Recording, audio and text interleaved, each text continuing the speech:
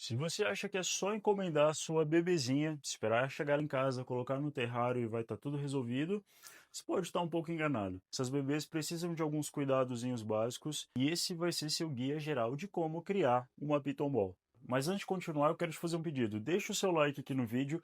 Se você não gostar no final do vídeo, se não te agregar em nada, pode tirar o like. Mas eu sei que esse vídeo está lotado de conteúdo e isso vai te ajudar muito. O intuito desse canal é difundir a Python Ball para o Brasil, para que ela se torne tão popular aqui quanto no resto do mundo. E esse like é uma gotinha no oceano, mas vai fazer uma diferença tamanha. Eu sou o Vitor, essa é a Marshmallow e você está no canal Serpenteando.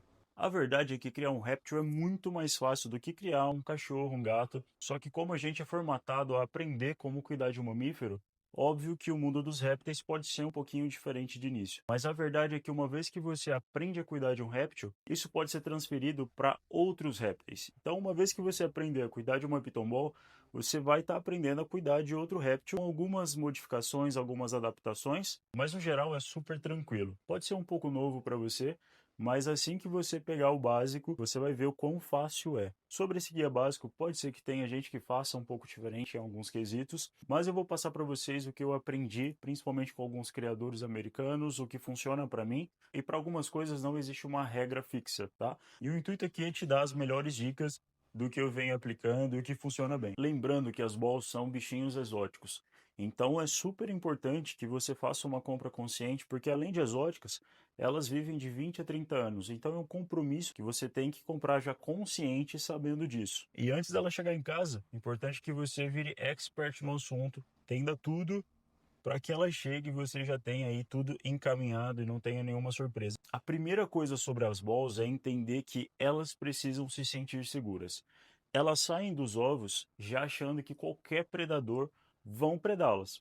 Então, o número um para as balls é sentir segurança. Sentindo segurança, o demais vai ficar tudo tranquilo. O primeiro ponto aqui é terrário. É a casinha delas, a mansão em que elas vão morar. E esse terrário ele tem que passar segurança tanto para elas quanto para nós. Segurança para nós no quesito vedação.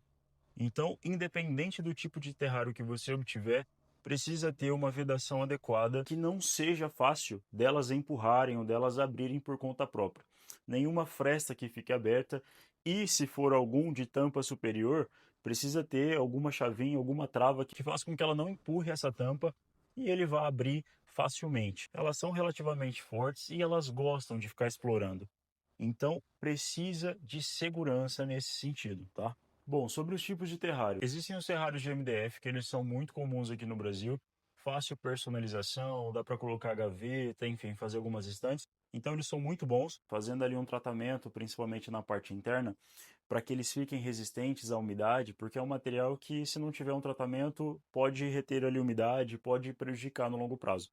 Mas fazendo um tratamento adequado, eles são muito bons, porque em relação aos de vidro, eles acabam mantendo um pouco mais umidade e calor. Já o outro tipo de terrário muito comum são os terrários de vidro, que inclusive é a casinha da Marshmallow. Em relação aos terrários de vidro, podem ter dois. Os com abertura superior, que são, por exemplo, os tipos de aquário, e os com abertura frontal. Independente do terrário, seja de vidro, seja de MDF, a recomendação é que seja com abertura anterior, frontal. Por quê? Dessa forma, a gente, ao manipular, vai introduzir a mão no terrário frente a frente com elas. Qualquer movimento que venha de cima, por exemplo, na abertura do terrário em formato de aquário, que é a abertura superior, essa manipulação de cima para baixo pode remeter a algum predador. Então, isso pode causar um pouco mais de estresse nela. Por isso que a recomendação seja com abertura frontal. O ideal é que os terrários eles passem uma sensação de segurança para ela também no quesito escurecimento. Os terrários de vidro na lateral, no fundo, eles dão uma sensação de estarem muito expostos para ela. E elas não gostam tanto. Por isso que nos GMDF isso já acontece naturalmente pelo material, então eles são mais vedados, mais fechados. No de vidro, no caso dela, eu coloquei envelopamento preto na parte do fundo e nas partes laterais, para dar um pouco mais de escurecimento. E não ficar com essas partes transparentes ao ponto delas não se sentirem seguras. Você também pode utilizar background no terrário, tem várias decorações. O importante é que tenha um pouco mais desse escurecimento. Um ponto negativo que eu já adianto nos terrários de vidro é que a dissipação de calor acontece um pouco mais do que nos terrários de MDF. Então, automaticamente, você vai perder um pouco mais de temperatura e a umidade ela pode ser bem controlada, contanto que não seja muito aberto, muito vazado na parte superior. Então, se você tiver um terrário de vidro que é muito vazado na parte superior, você vai acabar tendo um pouco de dificuldade no controle de umidade. Então, o ideal é você vedar o máximo possível ali as aberturas, as frestas, para que tenha melhor controle, tanto de calor quanto de umidade. Sobre o tamanho dos terrários, isso é um pouquinho controverso, mas o que eu gosto de seguir é que o terrário tenha um comprimento no mínimo do tamanho do comprimento da minha bola. Pensando que elas crescem, o ideal é que a gente vá trocando os terrários. No caso da Marshmallow, eu já comprei o terrário um pouquinho maior, ela veio com um pouco menos de 60 centímetros. Eu poderia pegar o terrário de 60 centímetros, mas eu sei que eu precisaria trocar ele daqui a um tempo. Então eu já peguei um terrário um pouco maior, o meu é de 1 metro, pensando que ela vai crescer até talvez 1,5 metro, então eu sei que eu vou precisar trocar o terrário mais uma vez. Se você quiser já comprar um terrário maior, sem problemas, contanto que você coloque esconderijos, tocas suficientes para que ela se sinta de novo segura, porque um terrário também muito grande pode passar um pouco de insegurança para ela. Então, o lado positivo de comprar um terrário maior é que você não vai precisar trocar, pelo menos com tanta frequência, mas um lado a se atentar é que elas precisam, de novo, se sentir seguras e você precisa fazer um gradiente de termorregulação. Então, são 2 pontos aí a se atentar. Sobre a altura do terrário, 50 centímetros até mais ou menos 90 centímetros é o ideal. Não tem necessidade que o terrário seja muito alto, até porque elas gostam muito de escalar. Elas escalam, seja macho ou fêmea, mas elas não são experts em escalada. Elas não são arborícolas, elas são semi-arborícolas. Isso quer dizer que, sim, elas escalam, elas sobem, inclusive em árvores, mas elas não conseguem, gente, se agarrar com muita facilidade. O Marshmallow já levou vários tombinhos aí, ela não tem muita destreza.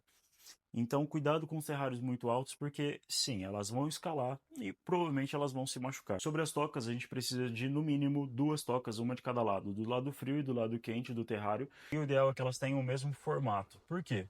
Elas têm geralmente certa preferência de formato. Se as duas são iguais, elas vão ter zero preferência. O ideal é que elas fiquem dentro da toca meio que encaixadas, que não sobre tanto ao redor delas, para que elas se sintam realmente acolhidas ali e apertadinhas nas tocas. Não precisa ser tão justo, mas não precisa também ser uma bacia grande em que ela fique com as extremidades muito livres, tá? Então as tocas, o ideal é que você troque aí conforme ela vá crescendo. O ideal é que as tocas tenham apenas uma abertura, e elas não tenham aberturas, ó, laterais. Elas precisam sentir que elas estão numa toca, então essa abertura tem que ser apenas de um lado. Algumas pessoas acabam usando os cork barks como tocas, mas eles não são ideais porque eles têm 2 aberturas, então não é exatamente o que ela classificaria como algo 100% seguro. Os cork barks eu adoro, deixo inclusive no terrário, mas eles servem mais para enriquecimento, não servem como tocas principais. Você pode ainda colocar 3 tocas no terrário, sendo uma no meio ali da termorregulação, deixa ela um pouquinho mais úmida também, ajudar na troca de pele. As tocas elas podem ser de plásticos, podem ser de resina, qualquer material que seja tóxico e que elas caibam dentro. Não precisa ser uma toca cara, tá? Até mesmo em 99 talvez você ache algum vasilhame que caiba bem ela, de plástico mesmo, que já vai servir. É importante que elas se sintam confortáveis, seja uma toca relativamente justa, para que elas se sintam ali acolhidas e que tenha uma única abertura. Falando sobre aquecimento, elas são animais ectotérmicos, então não produzem o próprio calor. Por isso elas precisam de uma fonte externa de calor. Existem algumas opções dessas fontes de calor, por exemplo, lâmpadas halógenas, lâmpadas infravermelho. Porém, essas duas eu não recomendo tanto porque elas são fontes de luz, mesmo a infravermelho. Por isso que à noite elas precisam ser desligadas. Se caso você quiser mantê-las durante o dia e ligar outra fonte de calor à noite, tá tudo bem. Mas eu não acho tão prático. Por isso que eu utilizo as lâmpadas de cerâmica.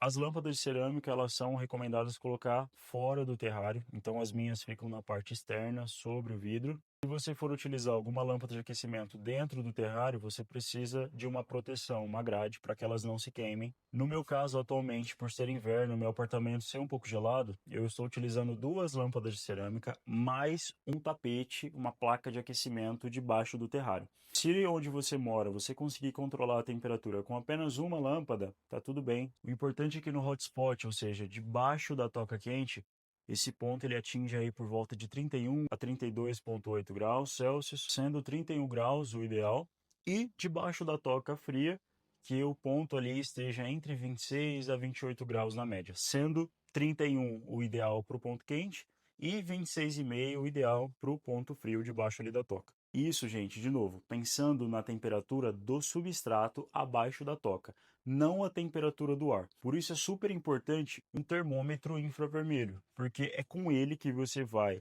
exatamente ali debaixo da toca aferir a temperatura exata. Aqueles termômetros digitais ou analógicos que têm um probe, eles não são tão precisos, principalmente os analógicos. Então esse termômetro infravermelho ele é indispensável para fazer esse controle. Manter essas temperaturas vai ser super importante, tanto para a digestão quanto para fazer com que elas queiram comer. Então, o principal, número 1 para uma Python Ball é ela se sentir segura.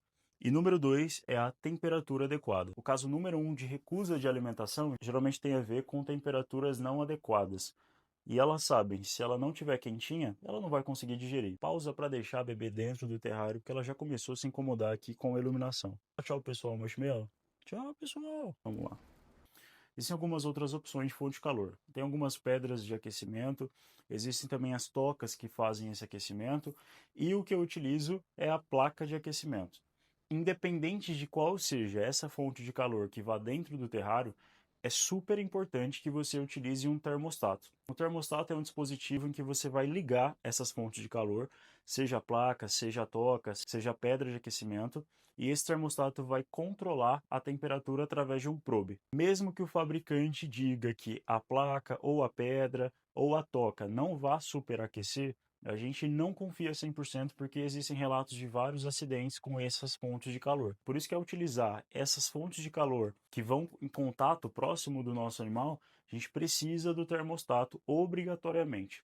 As lâmpadas de cerâmica, como eu falei, elas ficam fora do terrário, então não precisam ser ligadas no termostato. Mas essas que ficam dentro ou muito próximo ali de onde ela deita, eu preciso fazer esse controle. Sobre iluminação, elas precisam saber se é dia ou se é noite. Então é um ciclo de 12 horas com iluminação, 12 horas sem iluminação. Eu utilizo luz de LED mesmo. Algumas pessoas utilizam luz ultravioleta. As balls no geral elas não precisam de luz UV para viverem, mas existem alguns estudos que mostram que elas podem sim se beneficiar. Então, no geral, as luzes de LED elas já vão ser suficientes, mas se você quiser incrementar algo, pode colocar uma luz UV aí nesse período de 12 horas. Bom, sobre umidade. Elas são da África e lá na África o clima ele é quente e úmido. Então a gente precisa mimetizar isso dentro do terrário. Como a gente faz? O ideal é que essa umidade fique entre 60% a 80% na média.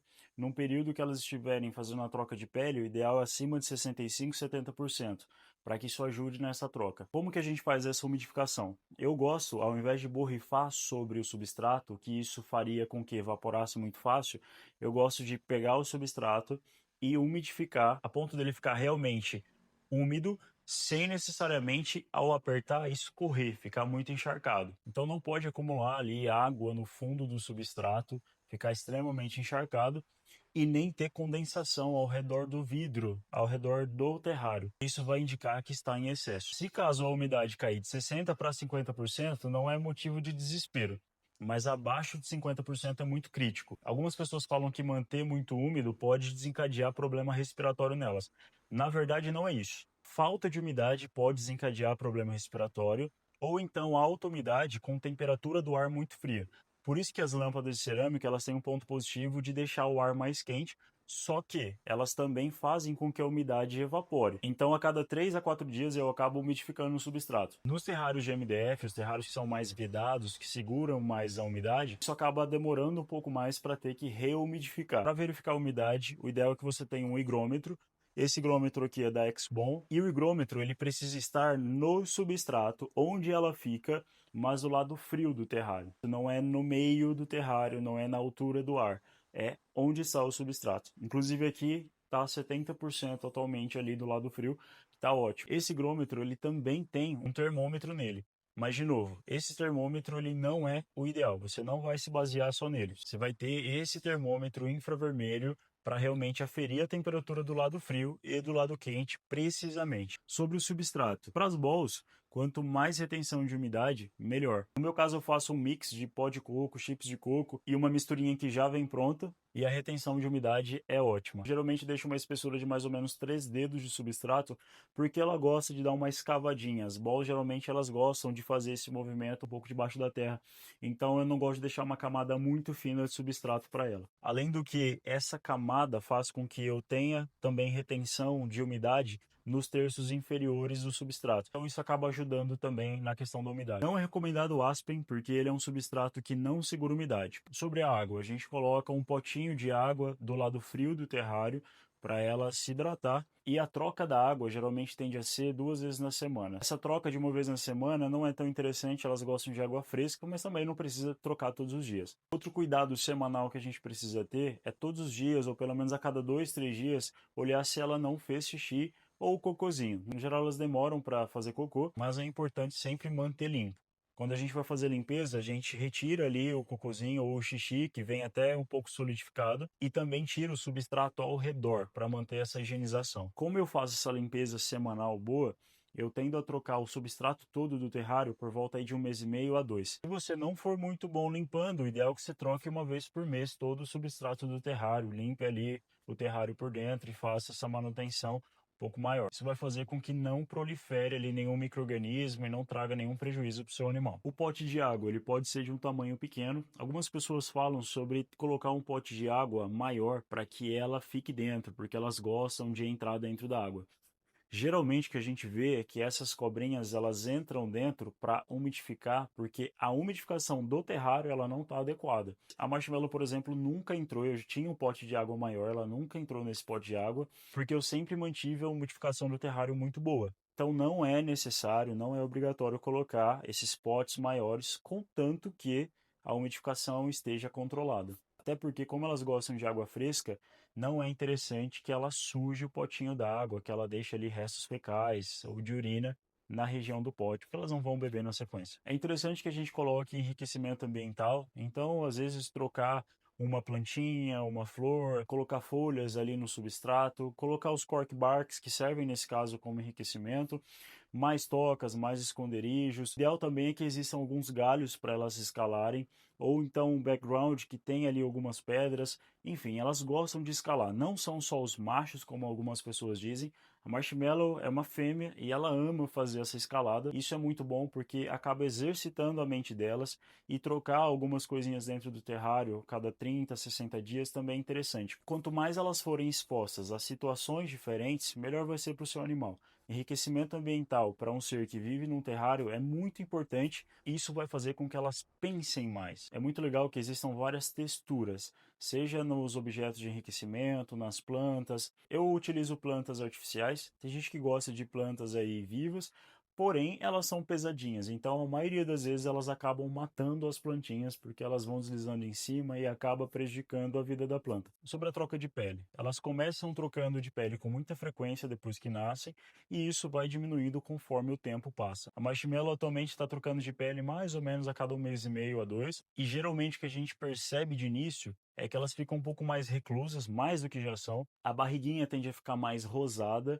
e os olhos ficam meio que olhos de zumbi, eles ficam mais escurecidos. O ideal é que a gente não mexa muito com elas nesse período, porque o fato delas não estarem enxergando, estarem desconfortáveis com a troca, vão deixar elas mais estressadas. Então é um período que vai durar aí de 7 a 15 dias mais ou menos. Se você perceber que ela está nessa muda de pele, o ideal é que você não faça manipulação e não tente alimentar, porque na maioria das vezes elas vão recusar. Então espere essa troca de pele, mantenha a umidade realmente alta. Se você puder, coloque uma terceira toca no centro do terrário com mais umidade ali, para que isso acelere essa troca, e só volte a manipular, ofertar comida depois que ela finalizar totalmente. Sobre alimentação, com certeza se você pesquisou um pouquinho, já sabe que elas são talvez um pouquinho mais chatas para se alimentar, mas na verdade fisiologicamente elas são mais tranquilas, elas não precisam de uma alimentação tão assídua e elas não são tão esfomeadas como as demais. O fato é que, se alguma coisinha estiver desregulada, elas podem negar a alimentação.